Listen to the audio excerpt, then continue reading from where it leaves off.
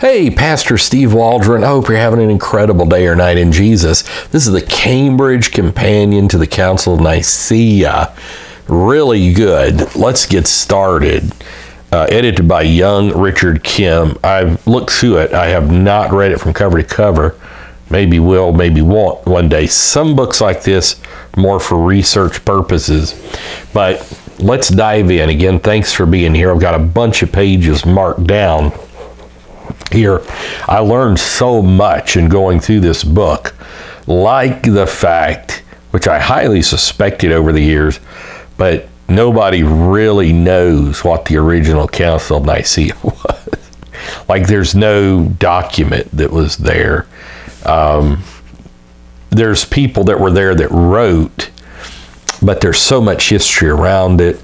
And Bishop Husius from Cordoba, and of course Athanasius, who's now seen as a very minor player, but he came up with a strategy like around 340 AD that he was going to paint himself as fighting against the Arians there. None of that ever happened. And the fact, I'm not sure if that's in this book, but like in all probability, Constantine got Homoousian language, which wasn't used for decades after Nicea, from Hermes Trismegistus, who he learned from Lactantius. So that's pretty interesting stuff. And so I've got this marked because at the end of every chapter, select references, and coming from Cambridge so often, that is going to have jewels in it. And so here's one of the pages, 152, about how very uncertain about what did the Council of Nicea actually say. And I won't read it all, but I'll just read a little part that I've marked, but I hope we can get the whole context. Yet even the archives may have been subject to interpolation. There you have it. I mean, the archives may have been messed with. When the Council of Chalcedon undertook to prove that they were not devising a new creed, but expounding that of Nicea, an imitation of the Constantinopolitan fathers, they reproduced what they took to be the Creed of 325. In the version which is regarded as most authentic by the recent translators Price and Gaddis, however, the opening sentence contains some additional matter, but omits the gloss on the word monogenes. Other people pronounce it other ways, but pretty fascinating. Just incredible stuff here as well, and I'm not going to be able to read everything that I've marked here either. It's about the Armenian Church and their interpretation of Nicea, on and on. And so let me just read. I think you'll find this shocking.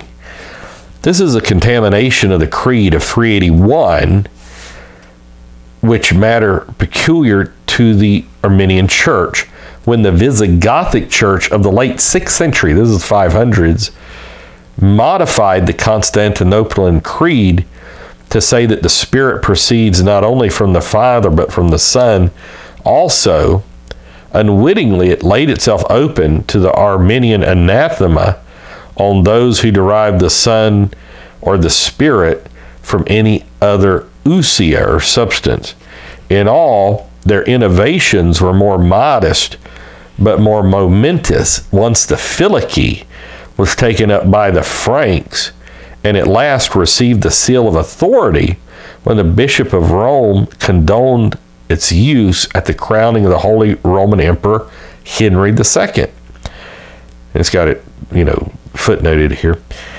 As is well known, this unilateral claim to hegemony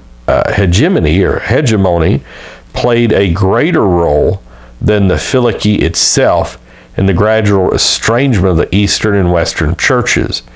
The patriarch and polymath Photius hinted in the 10th century, that's the 900s, that the error arose from the poverty of the Latin language rather than the perversity of thought.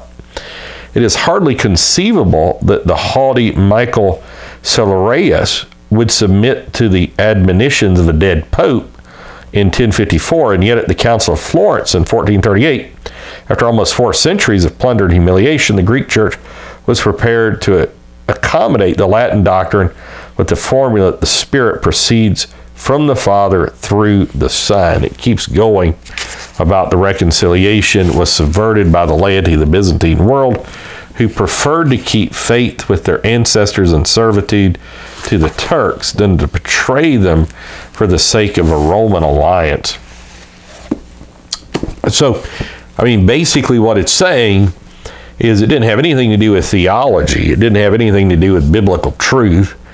It had to do with political power. Many of these creeds did. And it follows it tremendously. So I recommend books like this if you really want to begin to understand what was going on. And then, of course, at the back, the bibliography is great. Primary sources for the canons, for the councils. I mean, it's just amazing stuff in the back. Agatho, Pope, the creeds, Alexander of Aphrodisias, Ambrose of Milan. These are the authoritative works you'd want to read on these particular people, and then an extensive bibliography beyond that in the back. So the total work is around 400 pages. Let's look at what this picture is. It's by Michael Damaskinos, the First Ecumenical Synod of Nicea, 1591, now on display at the Museum of St. Catherine of Heraclion. I can't really, it's an extremely small print. The Antiquities of Heraclion on behalf of the Greek Ministry of Culture. So, and it tells who young Richard Kim is, which I thought this was interesting. I did like reading his credentials. Associate Professor of the Department of Classics and Mediterranean Studies at the University of Illinois at Chicago. So he's also the author of Epiphanes of Cyprus and Imagining an Orthodox World. So he won the North American Patristic Society Best First Book Prize, 2016. So great stuff. If you want to understand Nicaea and many of the other councils, great book to get. Not conclusive, but it's really good. God bless. See you later. Bye-bye.